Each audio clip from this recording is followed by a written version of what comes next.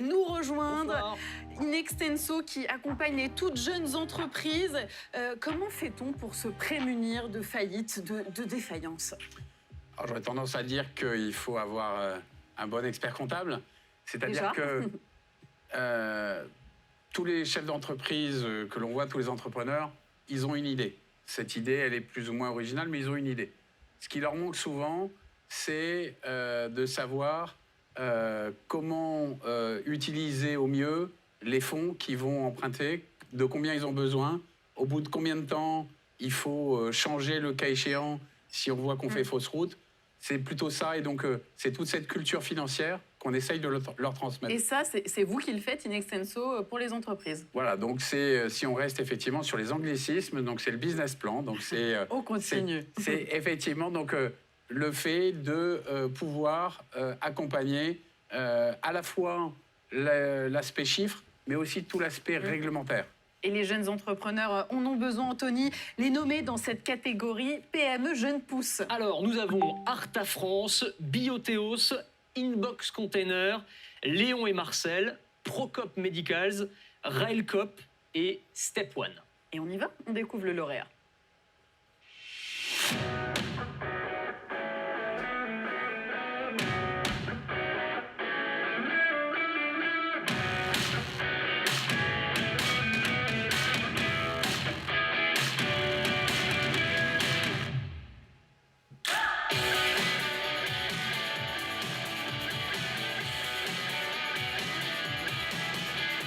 Nous avons créé la société en 2018 pour aider les non-voyants et malvoyants à gagner en autonomie. Pour atteindre cet objectif, on améliore leur capacité de perception de l'environnement, qu'ils perçoivent avec le dispositif, le 3D de ce qui les entoure. Comme ça, ils peuvent se promener, reconnaître des lieux, etc. On a des caméras qui seront sur une branche de paire de lunettes qui est reliée à une ceinture avec plein de petits picots. Ça affiche le relief de ce qui est en face de l'utilisateur, un peu comme un sonar. On fait des tests sur jeux vidéo. Pour nous, c'est la même chose parce que c'est des réflexes d'identifier les obstacles. Grâce à ça, on a développé le prototype. Très vite, on a développé le logiciel pour qu'il reconnaisse les bords de la route. C'était une grosse étape d'être seul dans la voiture sans copilote. Le but premier du dispositif, c'est le déplacement à pied. Le prototype capte des obstacles avec la caméra. Donc on va pouvoir voir un mur, une table, une personne qui bouge, une voiture. L'objectif, c'est de pouvoir passer très rapidement en production. Là, on a toute la technologie. Il ne reste plus qu'à trouver des financements pour lancer la production.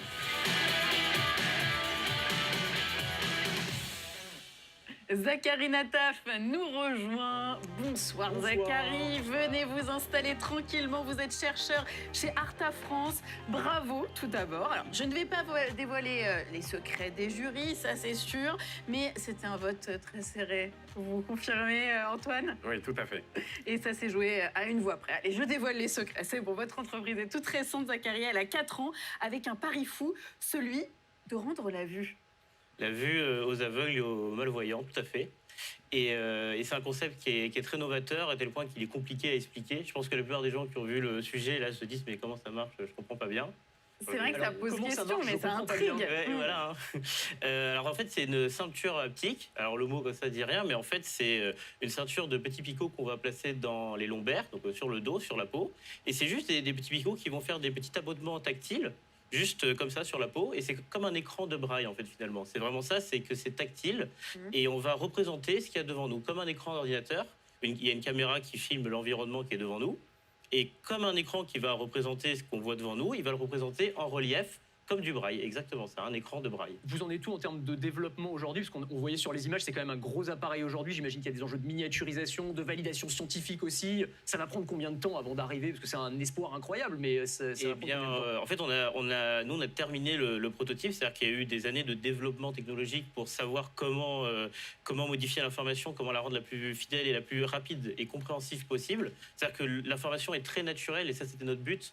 Quand elle arrive au contact de la peau, elle est naturelle, elle est transmise au cerveau et elle est comprise par le cortex cérébral. C'est-à-dire qu'en fait, c'est vraiment compris par le cerveau comme une image. Et donc, c'est très naturel pour nous de comprendre cette information. Et en quelques minutes d'utilisation, pour n'importe qui, ça devient simple d'utilisation. C'est vraiment exactement comme si je vous dessinais sur la main, il faut aller par là, il faut aller par là. Et donc ça vient très vite, c'est-à-dire qu'on s'habitue très vite Ouais. et ça permet une utilisation, on a un gain de mobilité en à peine une demi-heure d'utilisation. Quelle avancée, Zachary. Franchement, on peut être fiers de nos chercheurs, Bravo. de nos entrepreneurs en France. Bravo à vous. On va tout de suite vous remettre votre trophée. Je vous laisse le faire, Antoine de Riedmaten. Je vous laisse aussi repartir tous les deux. Félicitations et Merci. surtout, Bravo. merci d'avoir été avec nous. Nous sommes à la moitié de cette émission maintenant, de cette 13e